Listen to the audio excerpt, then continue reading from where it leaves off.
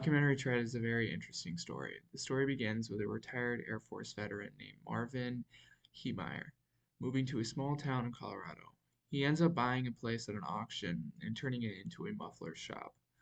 Throughout his years living here, Marvin feels he has been wronged many different ways. For example, after buying a shop, he was charged around $70,000 to install a sewer line. Another example is when a concrete plant was built next to his shop, which he did not like.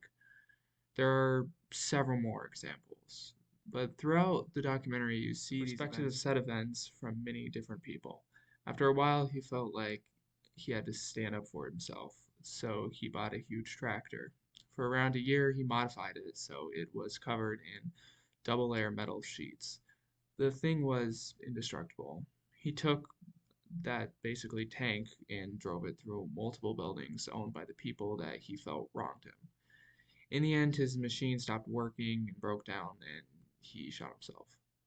And this is just a brief summary. There is a lot more to the story. Now, I think the key turning point of this documentary is when a concrete plant starts getting built next to his.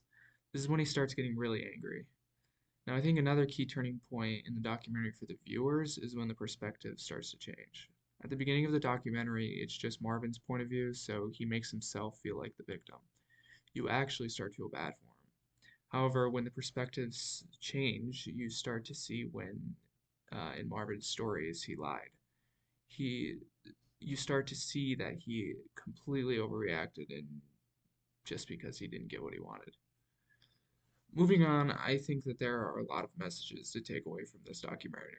One could be that everyone, after a certain amount of time, has a breaking point. Another could be that you never really know how angry a person is, like inside. Almost everyone in that town liked the man and thought he liked all of them. They were quite wrong about that in the end, though. One last message for this documentary is that you really should just make sure that person is doing all right and not just assume they're fine. Really think about what could be happening to them outside of their social lives. The documentary positions the viewer as a judge of sorts. You are placed between Marvin and the town of Granby, Colorado. First, you are drawn to Marvin's side. He's portrayed as a victim of the town's cruel city council. Then further on in the movie, you are presented with new information that may change your perspective. Was he really a victim? Could he have been overreacting? This is where you become the judge. Then after his rampage, there are more moral questions of who was right or wrong. Did the police use excessive force? If so, was it justified? While playing the documentary, you go through a range of emotions. You feel pity when the town seems to be bullying Marvin, then rage when they do it again and again. The documentary tugs at your emotions, building very strongly on pathos. It does this first through using Marvin's own recordings of his account of these events. You are able to hear the desperation in his voice as he pleads his case, unknowingly to you. There is a personal connection within that makes you feel close to him. The second way the documentary builds its pathos is its music choice. It evolves from what could be described as inquisitive to a much more dramatic musical score. Finally, the documentary uses video of Marvin bulldozing the town to shock you in a way. This also builds on to the pathos being used.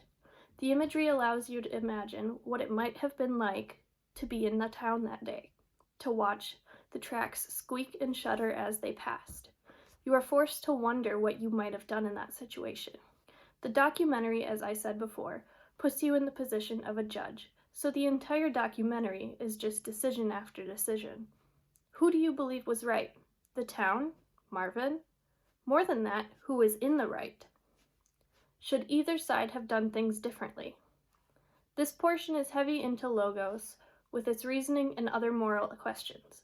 You are forced to think about and answer for yourself, according to the facts you were given, what is true. In conclusion, Tread is a great documentary that goes into depth about every aspect of the story of Marvin Haler, taking the time to unfold this story so the audience can understand the series of events that led to this tragedy. The documentary operates by breaking down every detail of the story. We are given proper background knowledge of every source that is presented throughout the film. It takes the time to interview the people who were in Marvin's life, his best friends, his family, clients, and neighbors. The documentary also keeps a timeline of important events that leads to the climax of the film. The documentary allows the audience to stay attached to the story by appealing to their humanity.